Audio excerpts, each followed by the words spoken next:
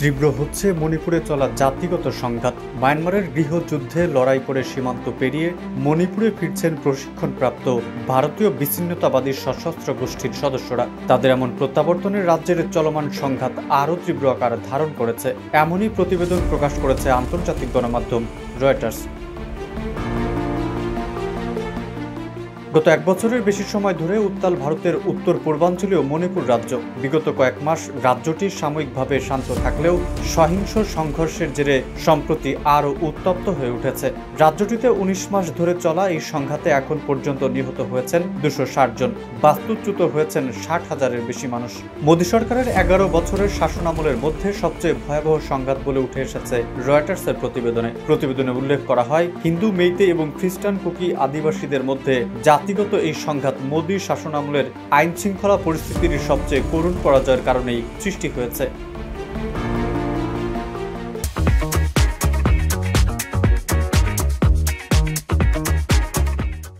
এদিকে মণিপুরে চলা এমন পরিস্থিতির মধ্যে চাঞ্চল্যকর তথ্য দিয়েছেন ভারতের মণিপুরে নিয়োজিত গোয়েন্দারা। পার্শ্ববর্তী দেশ মিয়ানমার থেকে ভারতের মণিপুর রাজ্যে প্রবেশ করেছে বিচ্ছিন্নতাবাদী প্রশিক্ষিত সশস্ত্র সদস্যরা। ফলে রাজ্যটির জাতিগত সংঘাত আরও তীব্র হচ্ছে।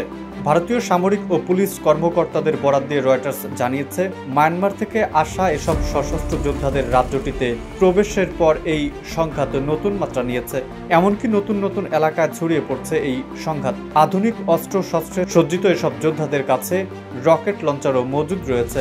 গত নভেম্বরে ২০ জন নিহত হয়েছেন। পরিস্থিতি নিয়ন্ত্রণে রাখতে কেন্দ্রীয় সরকার ১০,০০০ অতিরিক্ত সৈন্য ও ৩০,০০০ পুলিশ মোতায়েন করেছে। বর্তমানে মণিপুরে মোতায়েনকৃত সৈন্যের সংখ্যা দাঁড়িয়েছে ৬৭,০০০।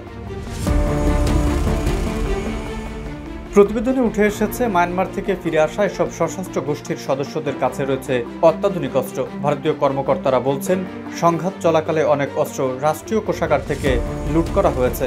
এমনকি মায়ানমার থেকেও আনা হচ্ছে অস্ত্র।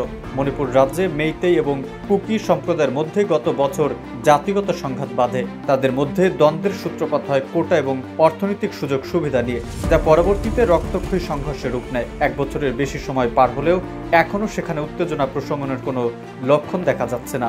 এমন অস্থিরতার সুযোগে মণিপুরে অসংখ্য অনুপ্রবেশকারী প্রবেশ করছে বলে ধারণা আইন শৃঙ্খলা রক্ষাকারী বাহিনীর।